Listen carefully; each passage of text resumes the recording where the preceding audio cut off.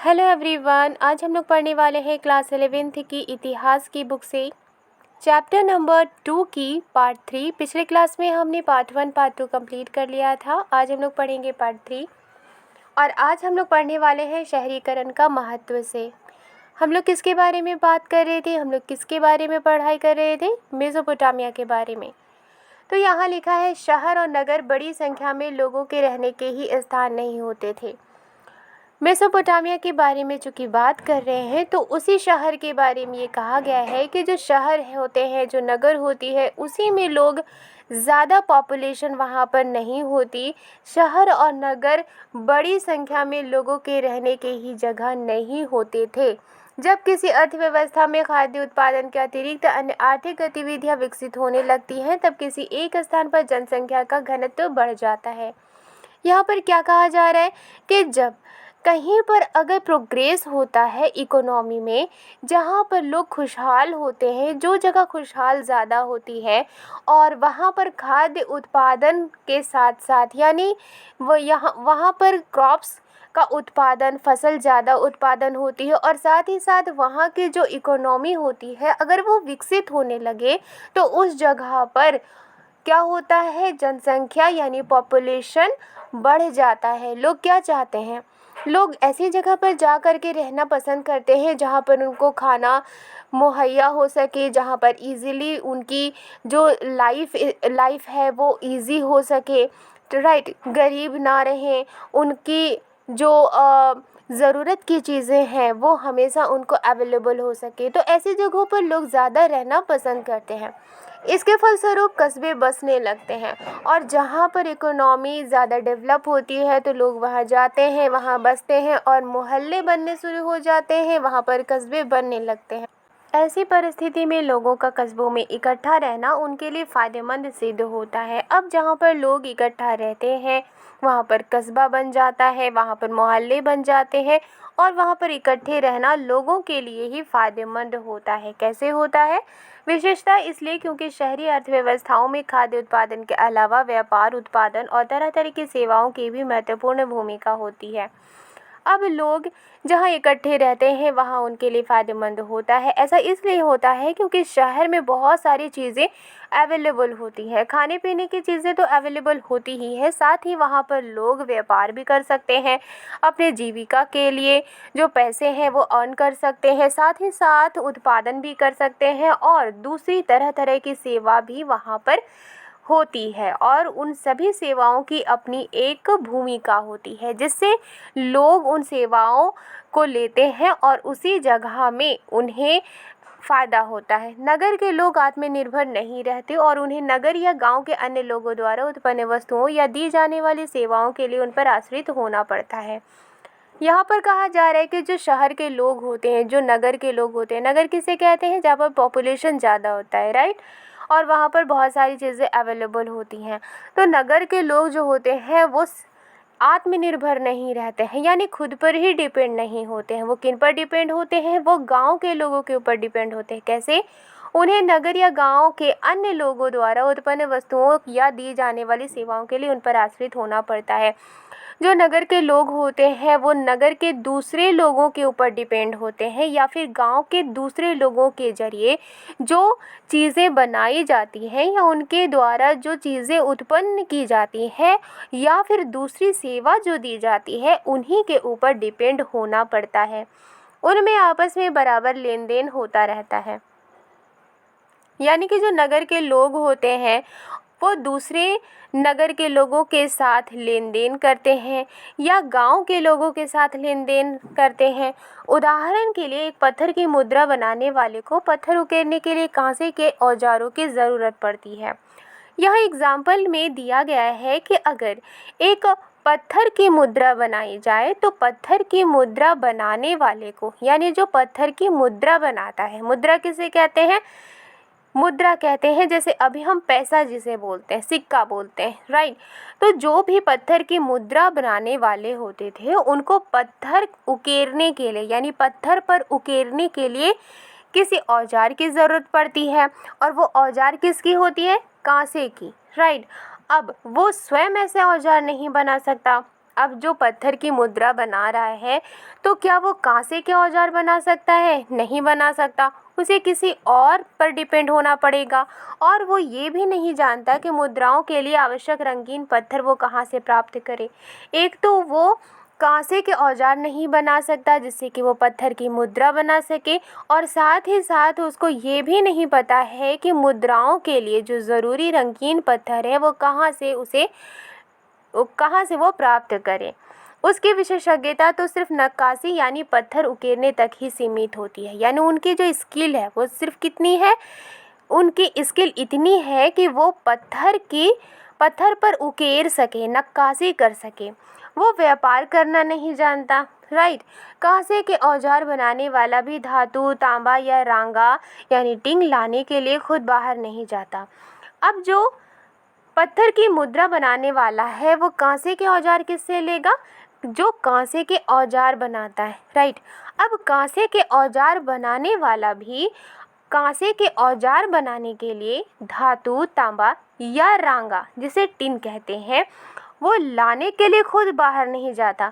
वो किसी और पर डिपेंड होता है, वो कोई और उसको ला करके देता है धातु, तांबा या रांगा, टिन।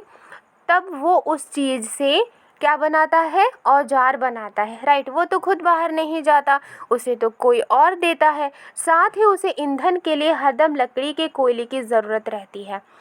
अब जो कांसे के औजार बनाता है उसको हीट की भी ज़रूरत है, और हीट कैसे मिलेगी उसे? ईंधन से। ईंधन मीन्स फ्यूल, राइट। अब उसे फ्यूल के लिए हमेशा लकड़ी के कोयले की ज़रूरत पड़ती रहती है, तो उसे लकड़ी का कोयला कौन देगा? वो कोई और देगा। इस प्रकार श्रम विभाजन यानी डिवीज़न ऑफ लेबर शहरी जीवन की विशेषता है, और इसलिए लोग एक दूसरे पर ही डिपेंड होते हैं।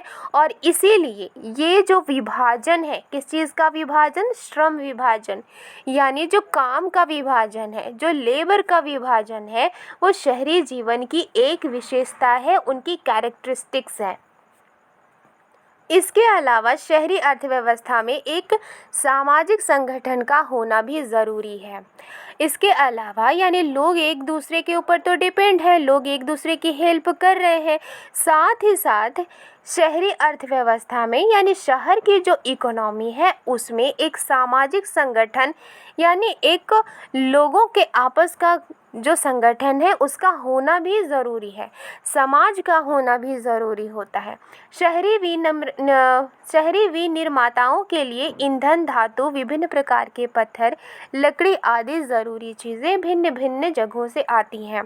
अब जो शहर जिनके जरिए निर्माण होता है, राइट, उनके लिए ईंधन यानी जो लोग होते हैं, समाज ही तो शहर का निर्माण करते हैं, राइट। तो उनके लिए ईंधन यानी फ्यूल, धातु यानी मेटल, विभिन्न प्रकार के पत्थर यानी तरह तरह के जो पत्थर होते हैं, रंगीन पत्थर होते हैं और बहुत तरह के पत्थर होते हैं, वो सारे पत्थर, साथ ही साथ लकड़ी और दूसरी ज़रूरी चीज़ें अलग अलग जगहों से आती हैं, जिनके लिए संगठित व्यापार और भंडारण की भी आवश्यकता होती है। और ये सारी चीज़ें कहाँ से आती हैं? अलग अलग जगहों से आती हैं। तो एक साथ इकट्ठे होकर, संगठित व्यापार मीन्स इकट्ठे होकर जो बिजनेस होता है और जो भंडारण होता है, जो स्टॉक की जाती है, उसकी भी ज़रूरत पड़ती है। अब कोई एक आदमी व्यापार तो नहीं कर सकता, अकेले ला नहीं सकता, अकेले व्यापार नहीं कर सकता, अकेले उसका स्टॉक नहीं कर सकता। उन सभी के लिए सभी लोगों का इकट्ठे होकर के संगठित व्यापार और भंडार की भी ज़रूरत होती है। शहरों में अनाज और अन्य खाद्य पदार्थ गांव से आते हैं।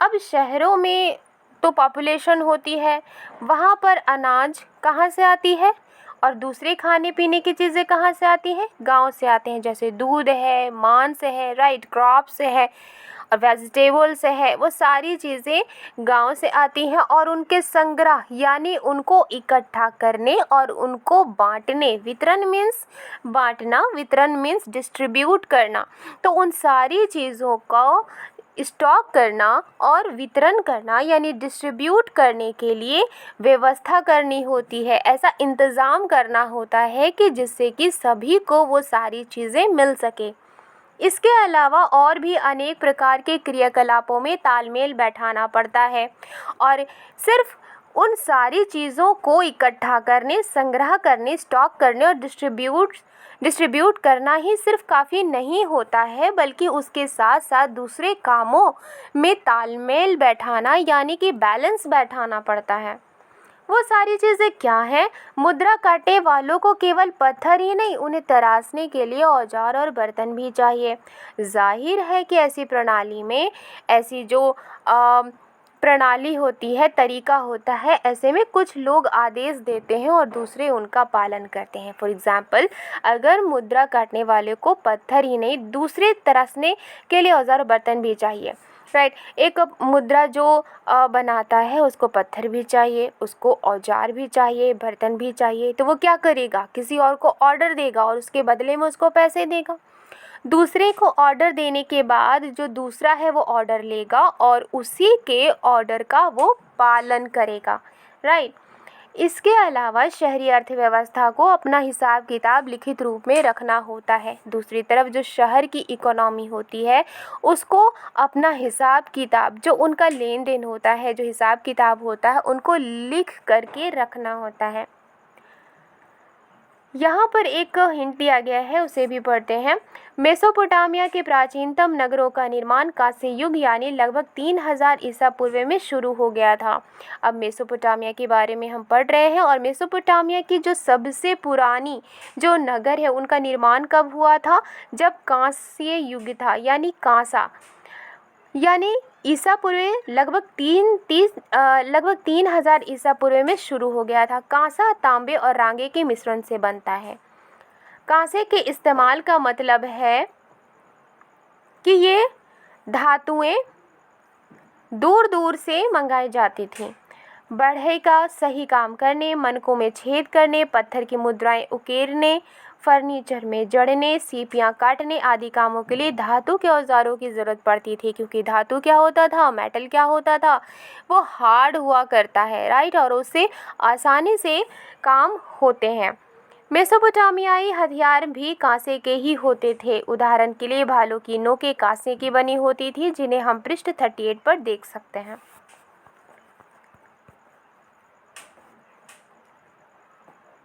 नेक्स्ट है शहरों में माल की आवाजाही। अब शहर है, शहर में कोई सामान आएगा, शहर से कोई सामान जाता है, तो वो कैसे हुआ करता था मेसोपोटामिया में?